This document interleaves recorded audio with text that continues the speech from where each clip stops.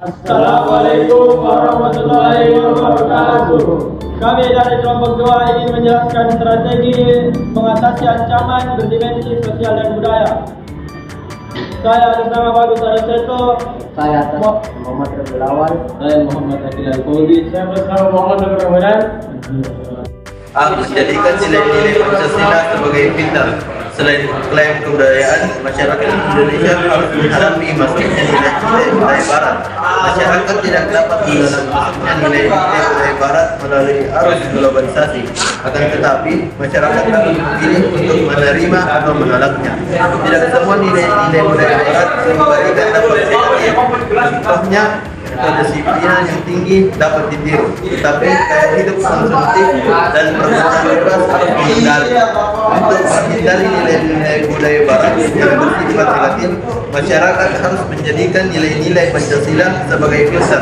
Nilai-nilai budaya Barat yang sesuai dengan nilai-nilai Pancasila dapat diterima, tetapi yang bertentangan harus ditolak. Bukankah rasa nasionalisme adalah ajaran mencintai bangsa dan negara sendiri? Kebanggaan dan kecintaan terhadap bangsa dan negara bukan berarti merasa terlibat dalam kepada bangsa dan negara lain. Nasionalisme masa kini lagi berkaitan dengan penjajahan, tetapi berusaha untuk mempertahankan eksistensi bangsa dan negara secara ukuran.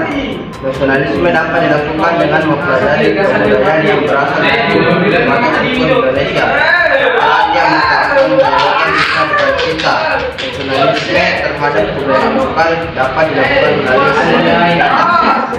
karnaval Indonesia, kegiatan karnaval budaya maupun kegiatan kultural keberagaman budaya lain asing yang menyambut Indonesia. Strategi mengatasi ancaman berdimensi pertahanan dan pertahanan negara diselenggarakan melalui suatu strategi dalam rangka mencapai tujuan nasional strategis yang telah ditetapkan. Strategi tersebut dirumuskan dalam 3 substansi dasar yang mempertahankan dan yang akan mempertahankan. Indonesia dapat menerapkan strategi pertahanan yang bersifat semesta dengan pendidikan pertahanan nasional Indonesia dan kepolisian negara Republik Indonesia dan rakyat sebagai penduduk.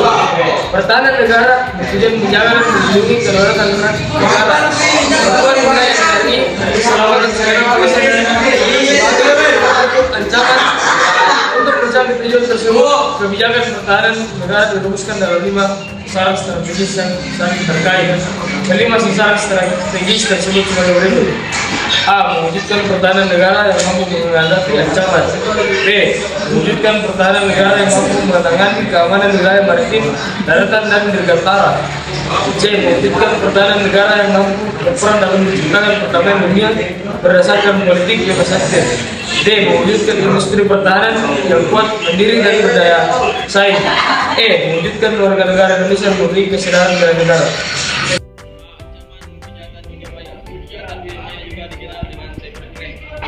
Kejahatan ini tidak terlihat tapi dampaknya nyata.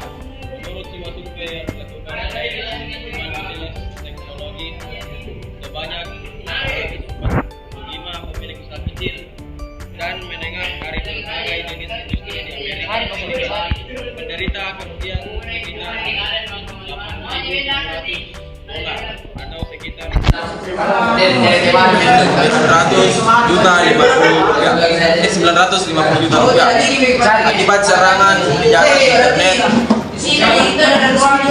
Kejahatan dunia maya juga terjadi di Indonesia. Laman Pengadilan Negeri atau PN Jakarta Pusat diretas. Tersangka mengubah tampilan laman PN Jakarta Pusat ke hati. Aksinya segera diketahui oleh kepolisian dan penjara maksimal 1 tahun. Strategi menghadapi cybercrime dilakukan adalah bekerjasama dengan berbagai pihak seperti akademis, programmer, dan lain. Melalui kerjasama tersebut dapat diharapkan kejahatan dunia maya dapat diminimalisasi. B. Ancaman terorisme.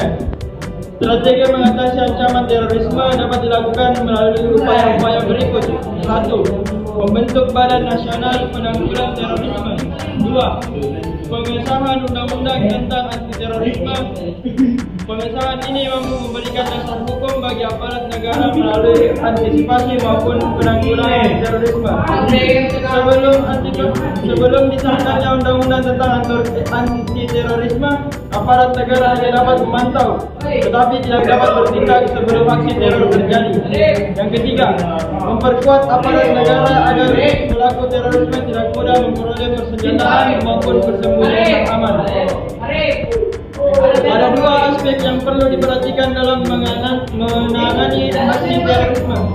Pertama, penanggulangan terorisme tidak cukup hanya dengan melakukan penangkapan, tapi perlu adanya upaya preventif agar terorisme tidak terus berkembang.